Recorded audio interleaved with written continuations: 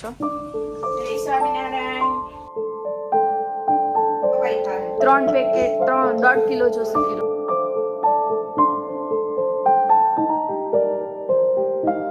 બટેકા દૂધી અને ગુડ મોર્નિંગ મિત્રો, જય શ્રી કૃષ્ણ બધાને. આજે અમારા બ્લોગનો સેકન્ડ ડે છે.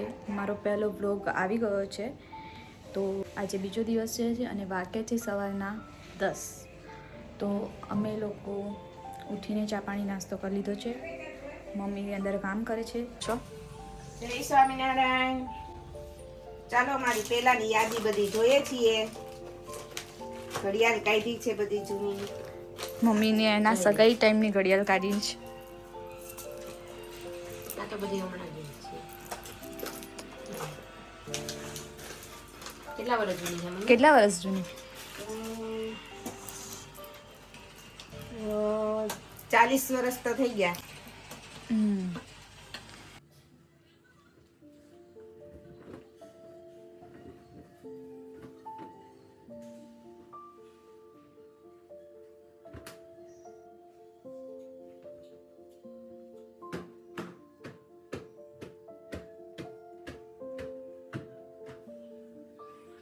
વાગે છે 10:30. તો આપણે રસોઈની તૈયારી કરીએ છીએ. દાળ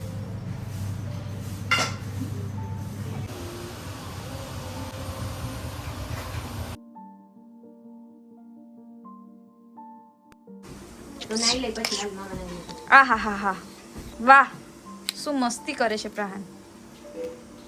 શેનો ગુસ્સો આવ્યો ભાઈ તને? નાવાનું કીધું એટલે. હા, એણે મને કીધું કે હું બપોર નાઈ લઈશ. બપોર નાઈશ? કેટલા વાગે? 2 વાગે જમીને નાઈ લે.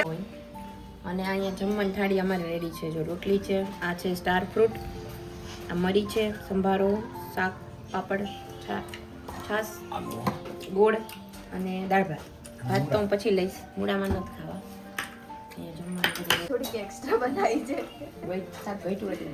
હા, ચલો. કેટલું લઈ માની ખીરું? આપણે બધાય નો પપ્પાઈ ખાય. 3 પેકેટ 1.5 કિલો જોશે કિલો. 1 કિલો લો. 1.5 કિલો તો થોડું 1.5 કિલો છે. તો વધે ને મારે તો પછી વધે. 1.5 કિલો આપણે થઈ 1 જાય. કિલોમાં મારે 4 કે 5 પ્લેટ થાય. તો કેટલી લીધી થાય? પછી વધે મારે બીજે દી ખાય. 1 કિલો. બધા ઉઠી ગયા છે 5 વાગે. તો ચા પાણી પીને બધા બેઠા છે. ડિસ્કસ કરીએ છીએ રાતે શું જમવાનું બનાવવું. ઇડલી બનાવી. ઇડલી બનાવી છે. ઇડલી સંભાર. વાહ, મારા ભાઈ તો કંઈક અલગ જ મૂડમાં છે. આજે ભાઈને સારી ઊંઘ આવી ગઈ છે. મામા જોડે ખીજાતા સુડાયા છે.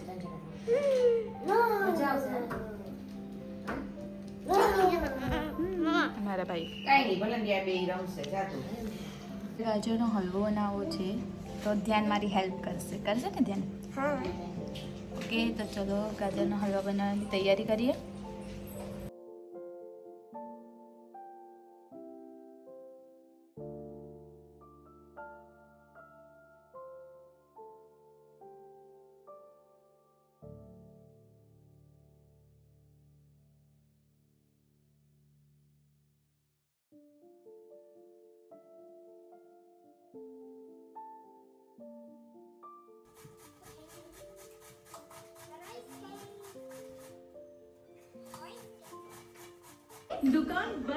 ચાલુ કરી દીધો મેં. ગાજર છીણેલા લીધા છે, ઘી છે, મલાઈ છે, દૂધ છે અને 1 વાટકો ખાંડ છે. બધું એક વાટકો લીધું છે. જોડે એની સાથે આપણે સમારેલા કાજુ અને બદામ લીધા છે. જે આપણે જોઈતા પૂરતા કાજુ બદામ એડ કરીશું. પહેલાં આપણે એક તપેલામાં 2 ચમચી ઘી નાખીશું. ઘીને પ્રોપરલી અને મેલ્ટ થવા દેવાનું છે.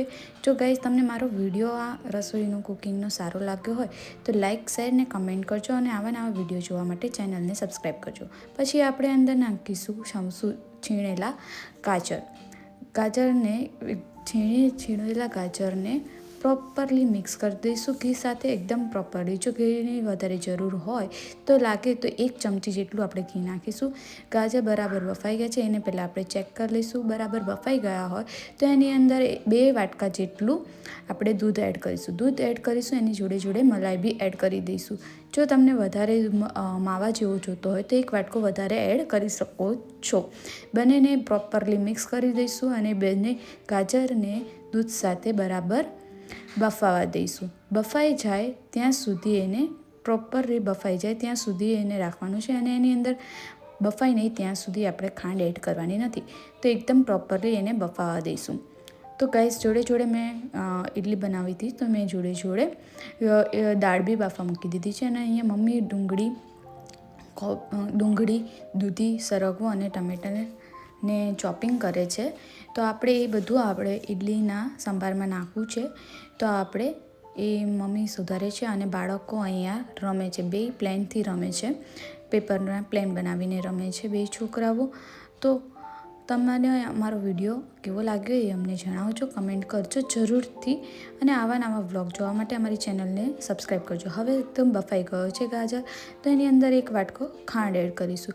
જો તમે સુગર વધારે ખાતા હોય તો 1 ચમચી વધારે એડ કરી શકો છો. અધરવાઇઝ મેં 6 ચમચી લીધી છે ખાંડ તો એ નાખી દીધી. સંભારમાં અમે નાખી છે હળદર, મીઠું અને થોડુંક મરચું. હવે બટેકા દૂધથી અને સરગવાને આપણે બાફવા મૂકી દઈશું. બધું થોડું થોડુંક લીધું છે. જોડે જોડે આપણે અહીંયા હલવામાંથી પ્રોપરલી દૂધ મેલ્ટ થઈ ગયું છે અને ખાંડ બી મેલ્ટ થવાય છે. તો ધીમે ધીમે એનામાંથી ઘી છૂટે ત્યાં સુધી એને મેલ્ટ થવા દેવાનું છે. ખાંડને પ્રોપરલી ગાજર જોડે મેલ્ટ થવા દેવું. હવે જો ગાઈસ આની અંદર આપણે ઘી છૂટી ગયું છે હલવામાંથી તો હજી થોડીક વાર રહેવા દઈશું. ત્યાં સુધી એકદમ પ્રોપરલી આમ કણીવાળો થઈ જશે ગાજરનો હલવો. તો ગાજરનો હલવો એકદમ પ્રોપરલી થઈ ગયો છે તો આપણે એની અંદર કાજુ બદામ એડ કરી દઈશું. કાજુ બદામ તમને જેવી રીતના ભાવતા હોય એ રીતના એડ કરીશું. જોડે અખરોટ નાખવી તો નાખી શકાય અને ઇલાયચી પાવડર અંદર એડ કરીશું. જો ગાઈસ એકદમ મસ્ત મિત્રો એકદમ મસ્ત ગાજરનો હલવો તૈયાર છે. તો ચલો ગરમા ગરમ ગાજરનો હલવો ખાવા આપણે ચટણી બનાવીશું. ટોપરાની ચટણી લીધી છે એમાં આપણે રાઈનો ને એનો વઘાર કર્યો છે. એકદમ મસ્ત રાઈ ને લીમડો અને મરચાંનો વઘાર કરી દીધો છે. આપણી ચટણી બી રેડી છે ઇડલી માટે. હવે સંભારની તૈયારી કરીશું. તો અમે તેલમાં અમે ડુંગળી નાખેલી છે અને ડુંગળી એકદમ ગુલાબી થાય ત્યારબાદ આપણે એની અંદર એડ કરીશું ટમેટું એડ કરીશું અને થોડુંક અંદર મીઠું બી નાખીશું. ટમેટું એડ કરીને એકદમ મસ્ત પ્રોપરલી સતળવાનું છે અને આ છે મારો પાવડર જેમાં સૂકા ધાણા અને મેથીનું મેં ડ્રાય કરીને એનો પાવડર બનાવેલો છે. તો આપણે એ પાવડર સંભારમાં એડ કરીશું. એકદમ ટમેટાં અને ડુંગળી એકદમ બરાબર પ્રોપરલી સતળાઈ ગયા છે તો આપણે એને દાળમાં એડ કરી દઈશું. દાળમાં એડ કર્યા પછી એને થોડીક વાર ઉકળવા દઈશું. ઉકળી જાય પછી આપણે એમાં રાઈ ને લીલું મરચું, લીમડો અને થોડીક મેથીથી આપણે એનો વઘાર કરીશું. અંદર થોડુંક મરચું બી ઉપરથી એડ કરીશું એટલે આપણો વઘાર રેડી થઈ ગયો. જો પ્રોપરલી એકદમ મસ્ત વઘાર થઈ ગયો છે. તો આ વઘાર એડ થયો પ્રોપરલી વઘાર થઈ ગયો છે તો આપણે એ વઘારને પછી દાળ જોડે મિક્સ કરી દઈશું. પછી બાફેલા દૂધી, સરગવો ને બટેકા એ આપણે દાળમાં એડ કરી દઈશું. એટલે એકદમ મસ્ત પ્રોપરલી આપણી ખાટી દાળ થઈ જશે. તમે જેવી પણ ખાટી દાળ ખાઓ તેવી કરી શકો છો, જાડી પતલી. તો આપણો સંભાર બી રેડી છે. એમાં આપણે એવરેસ્ટનો સંભાર મસાલો બી એડ કરીશું. ત્યારબાદ આપણે કોથમીર નાખીને આપણો મસ્ત સંભાર રેડી થઈ ગયો છે અને જોડે જોડે ઇડલી બી રેડી થઈ ગઈ છે. તો ચાલો ફ્રેન્ડ્સ ઇડલી સાંભાર ખાવા ચલો. પછી અમે ખાઈ પીને ફ્રી થઈને શનિદેવના મંદિરે ગયા ભવનાથ. ત્યાં અમે મંદિરમાં દર્શન કર્યા. છોકરાઓએ બી શનિદેવ ઉપર દર્શન કર્યા અને એની ઉપર તેલ ચડાવ્યું છે. તો જુઓ ફ્રેન્ડ્સ અહીંયા એક દુકાન હતી તો છોકરાઓ ત્યાં જોતા હતા કે શું શું મળે છે. પછી અમે મંદિરમાં અંદર ગયા અને પછી ત્યાં શનિદેવ ઉપર તમે તેલ ચડાવ્યું. સરસિયાનું તેલ હતું, અંદર તલ નાખેલા હતા તો અમે એ તેલ ચડાવ્યું શનિદેવને. એની જોડે જોડે ધ્યાને બી ચડાવ્યું. અમે બધાએ ચડાવ્યું અને પછી અમે ત્યાં તેલ ચડાવીને ફ્રી થયા. તો અત્યારે જો ધ્યાન બી તેલ ચડાવે છે. બધા એક વાર અમે બધાએ તેલ ચડાવ્યું. પછી ત્યાં શનિદેવના દર્શન કર્યા. ત્યાં બધા માતાજી હતા, શીતળામાં હતા, શનિદેવ હતા. તે પછી અમે આવ્યા અહીંયા કાવો પીવા ભવનાથમાં કાવો પીવા. આ આસ્થા કાવો ફૂડનું કાવો એકદમ સુપર હતો.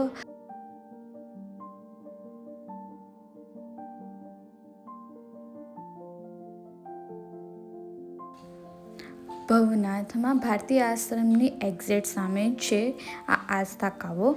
એ આસ્થા કાવાનો કાવો એકદમ મસ્ત હતો. અને આ ભાઈ પિન્ટુ અદા એ આપણને ત્યાં એમને ત્યાં કાવાના પેકેટ બી હતા. જો આપણે ખરીદવા હોય તો આપણે લઈ બી શકીએ છીએ અને આપણે ઘરે બી બનાવી શકીએ છીએ. તો અહીંયા બાળકોનો કાવો અને આપણા મોટાનો બી કાવો હતો. તો ફ્રેન્ડ્સ, જો તમને આ વિડીયો સારો લાગ્યો હોય તો લાઈક, શેર, સબસ્ક્રાઈબ કરો અને મળીએ હવે કાલના વિડીયોમાં. Okay, by.